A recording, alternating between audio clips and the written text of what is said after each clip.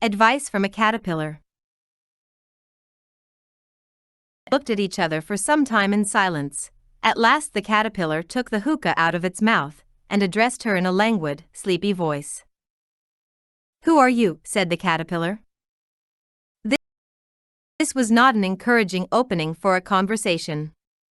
Alice replied, rather shyly, I hardly know, sir, just at present. At least I know who I was when I got up this morning, but I think I must have been changed several times since then." "What do you mean by that?" said the caterpillar sternly. "Explain yourself." I can't explain myself, I'm afraid, sir," said Alice, "because I'm not myself, you see." "I don't see," said the caterpillar. "I'm afraid I can't put it more clearly," Alice replied very politely, "for I can't understand it myself to begin with, and being so many different sizes in a day is very confusing." "It isn't," said the caterpillar. "Well, perhaps you haven't found it so yet," said Alice, "but when you have to turn into a chrysalis, you will someday, you know, and then after that into a butterfly. I should think you'll feel it a little queer, won't you?" "Not a bit," said the caterpillar. "Well, perhaps your feelings may be different," said Alice. "All I know is, it would feel very queer to me." "You," said the caterpillar contemptuously. "Who are you?" Which brought them back again to the beginning of the conversation. Alice felt a little irritated at the caterpillars making such very short remarks, and she drew herself up and said, very gravely, "I think you ought to tell me who you are, first." "Why?" said the caterpillar. Here was another puzzling question, and as Alice could not think of any good reason, and as the caterpillar seemed to be in a very unpleasant state of mind, she turned away. "Come back," the caterpillar called after her. "I've something important to say." This sounded promising, certainly. Alice turned and came back again. "Keep your temper," said the caterpillar. "Is that all?" said Alice, swallowing down her anger as well as she could. "No," said the caterpillar. Alice thought she might as well wait, as she had nothing else to do, and perhaps after all it might tell her something worth hearing.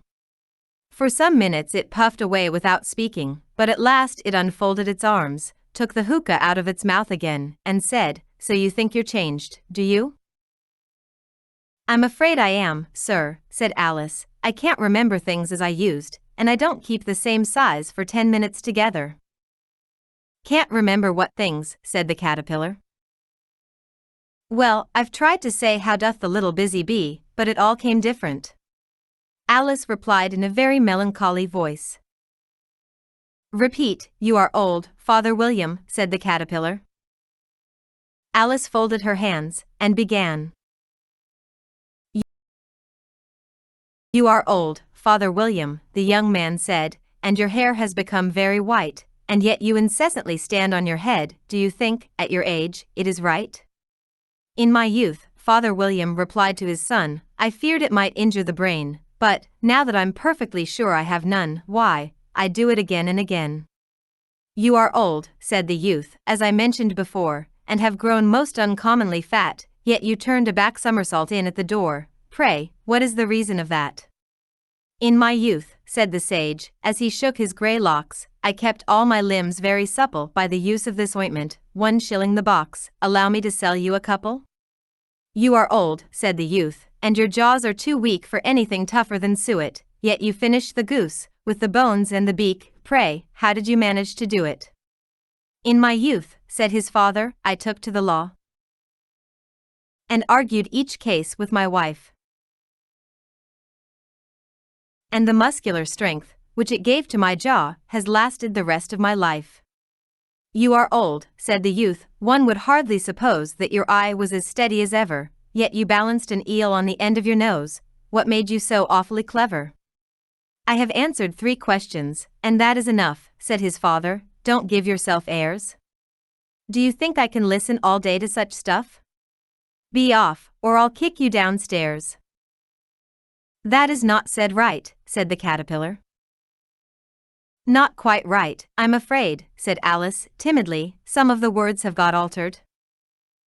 It is wrong from beginning to end, said the caterpillar decidedly, and there was silence for some minutes. The caterpillar was the first to speak.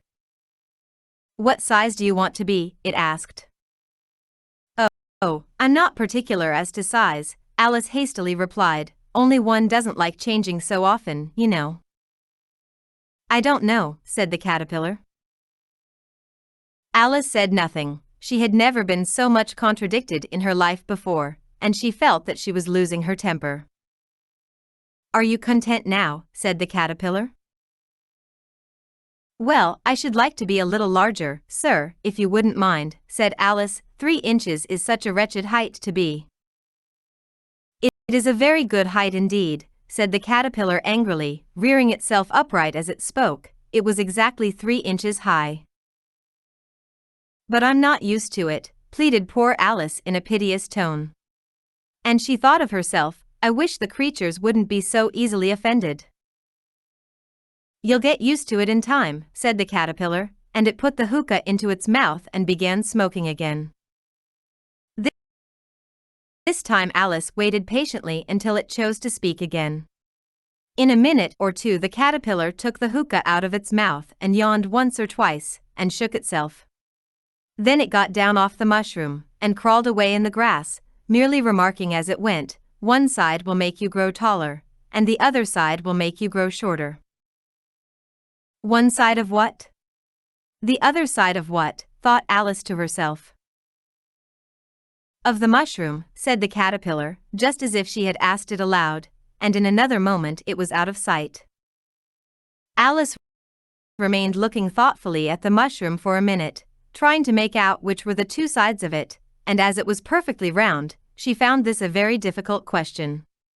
However, at last she stretched her arms round it as far as they would go, and broke off a bit of the edge with each hand.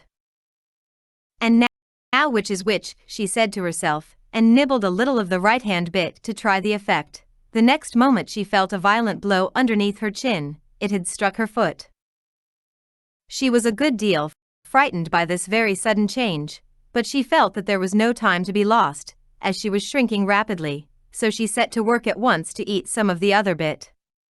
Her chin was pressed so closely against her foot that there was hardly room to open her mouth, but she did it at last, and managed to swallow a morsel of the left-hand bit. Come, my head's free at last, said Alice in a tone of delight, which changed into alarm in another moment, when she found that her shoulders were nowhere to be found. All she could see, when she looked down, was an immense length of neck, which seemed to rise like a stalk out of a sea of green leaves that lay far below her.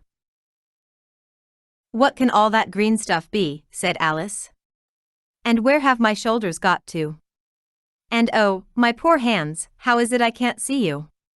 She was moving them about as she spoke, but no result seemed to follow, except a little shaking among the distant green leaves. As there seemed to be no chance of getting her hands up to her head, she tried to get her head down to them, and was delighted to find that her neck would bend about easily in any direction, like a serpent.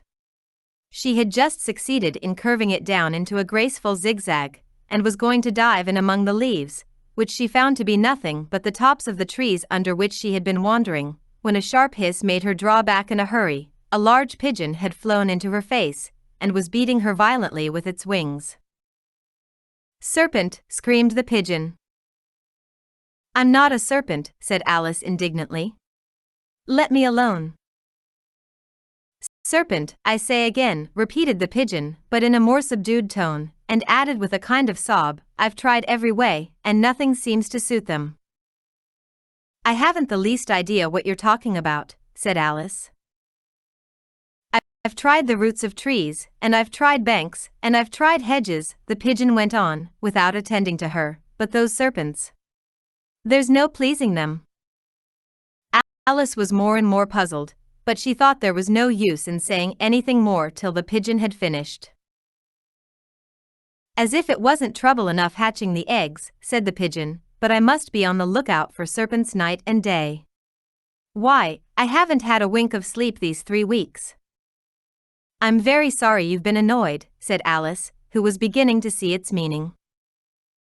And just as I'd taken the highest tree in the wood, continued the pigeon, raising its voice to a shriek, and just as I was thinking I should be free of them at last, they must needs come wriggling down from the sky.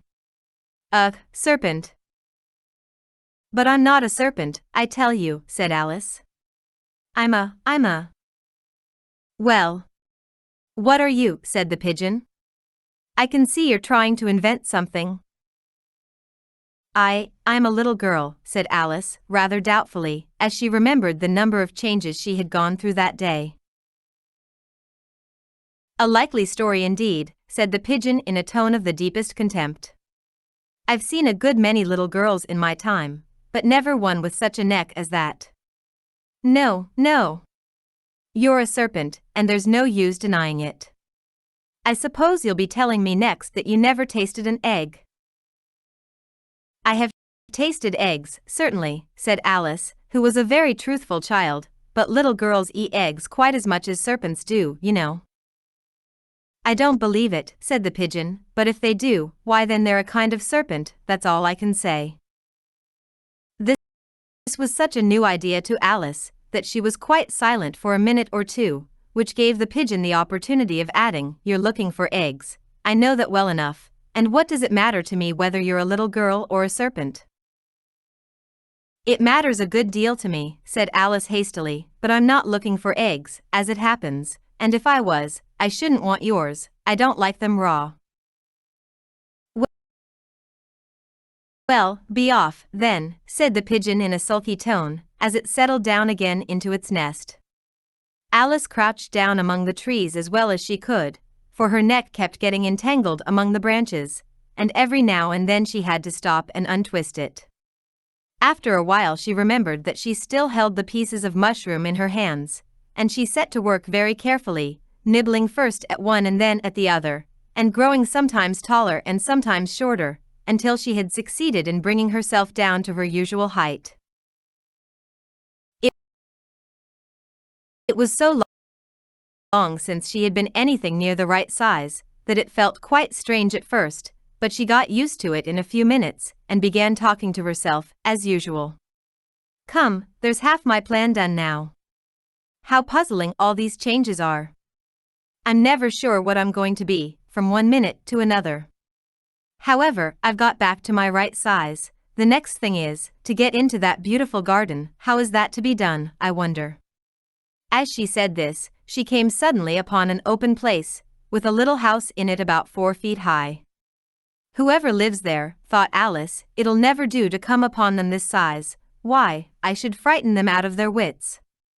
So she began nibbling at the right-hand bit again, and did not venture to go near the house till she had brought herself down to 9 inches high.